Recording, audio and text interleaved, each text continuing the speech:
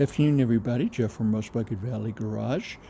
I'd like to give you an update on the 2002 Chevy S10 that we are restoring, that we got from Barstow, California. And you notice our workspace is empty. So let me let you know what is going on with this vehicle. So in talking with my friends, we've restored approximately 37 vehicles over the years. Some of them in Rust Bucket Valley Garage, and quite a few of them before Rust Bucket Valley Garage came into existence.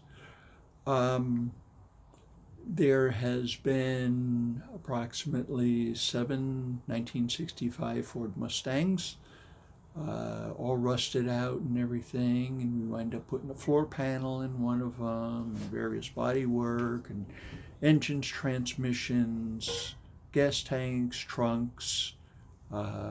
We had one that had a meeting with a post that took and hit it in the front so hard that it broke the bell housing on the transmission, and we were able to take and straighten the frame out on that one, and then cut those damaged frame sections out and replace them. We put a new transmission in it, went through the engine, and it's out driving around the road right now. There's been 166 Mustang, there was a Pontiac Le Mans, there was a Jeep JK that we did, that we had to take and go to Ridgecrest. Or no, we went to Colorado to take and pick up a new frame for that one and put it underneath there. We had to do a bunch of body work on that one. That one we bought at the auction.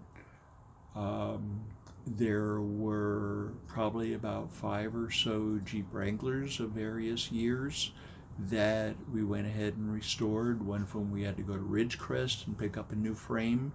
We had a bunch of body work to take and do on that one. Okay, on Facebook Marketplace, we found a decent deal on a 2002 Chevy S10 Crew Cab. I haven't really seen too many of these vehicles around, so I thought it would be a unique restoration activity to take and bring everyone along on. We generally like to take our restorations and do them right around the $20,000 mark. Okay. The last major one we did was a 2019 Honda, and we went ahead and did that one. That one we bought at the insurance auction as well. And my daughter's actually driving that around right now. It's been a very, very good car. We got the car with about 37,000 miles on it. And the left rear quarter was just smashed in, had massive frame damage and everything. It even bent the right front wheel on it, so that was an interesting project. Okay. We went on Facebook Marketplace and we were looking for a unique vehicle, and we happened to come across a 2002 Chevy S10 Crew Cab, which we don't really see many of those around. And it was a 4x4, and I thought it would be an excellent shop car because it had a 4.3 liter engine in it, full four-wheel drive. The inside was pretty clean. But the thing is, the vehicle was from Michigan. Paperwork we found inside the car. It actually had the original sales contract from Michigan, where the previous owner paid $24,000 for this vehicle. So, and we didn't buy it for anywhere near that. The vehicle had a plastic bed liner in it. So just on the outside, it didn't really look that bad.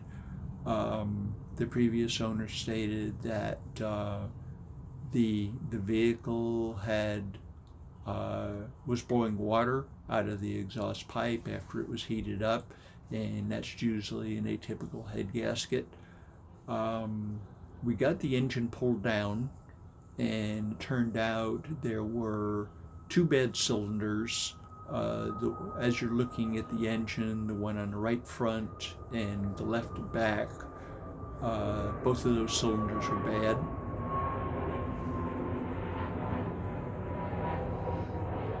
And the thing is, unfortunately, water had set in the cylinders for quite an extended length of time, so it was going to be an engine.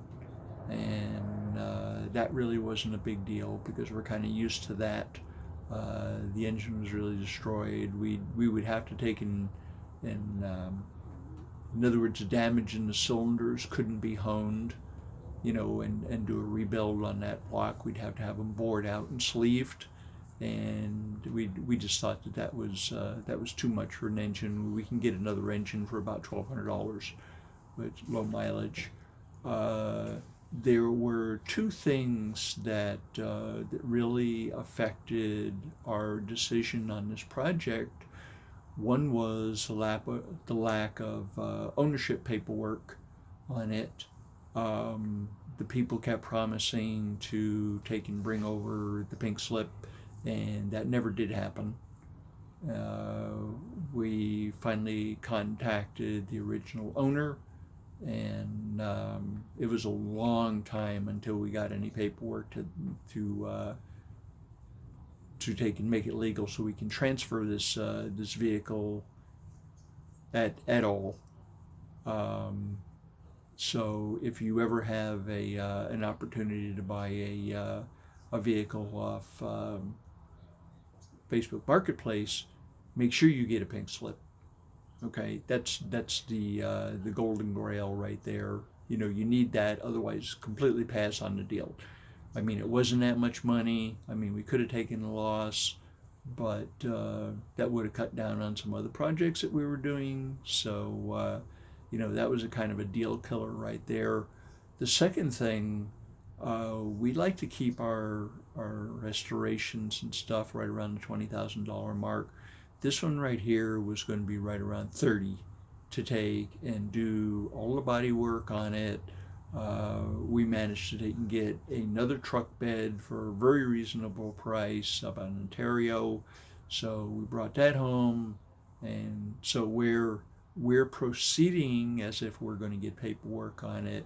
So the other truck bed was not the right bed for this model. However, the body panels inside the bed we could cut apart, and we could take and get everything that we needed. Theoretically, if you need a bed side, because the bed and the wheel wells are all chewed up from oxidation and rust, in the area where they take and salt the roads, it just eats everything. And we can take and get a bedside for about $400, okay, with the wheel wells and everything. However, we got the replacement bed from a California car for $80, and again, that was off Marketplace. Marketplace is not a bad place, but you just got to be very, very careful, on what you spend your money on. The fact that the vehicle had so much corrosion and so much rust on it and everything, and a problem with the paperwork, and needed to put an engine in it and then do the bed work, and then on the cab there was a bunch of rust and all that kind of stuff. We'd have to get panels and take and put them in the rocker panels for the just underneath the back doors. With a heavy heart, we decided to take and call the project off. We decided to take and part out the vehicle, and it just broke our heart that we've saved 37 vehicles approximately, and we had one that we just economically we could not do it. I guess there's like a universal constant or something, that we upset the car gods, and we had to take and throw the car gods a bone and give them one back. So that's exactly what we did this time. So we are actively looking for another vehicle to take and start up another project, so we can take and film that and give you guys some good content. But the fact that we couldn't take and save this vehicle just makes us very sad that that we couldn't do that. So this is the first one we've actually had to take and scrap out.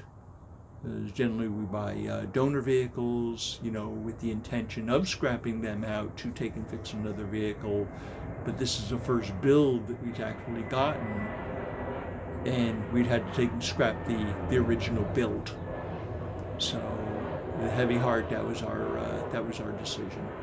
So, I look forward to the next build, and we will take and bring you guys along. And thank you so much for tuning in to our channel and enjoying our videos and commenting and everything. And we look forward to our next build, and we'll see you next time.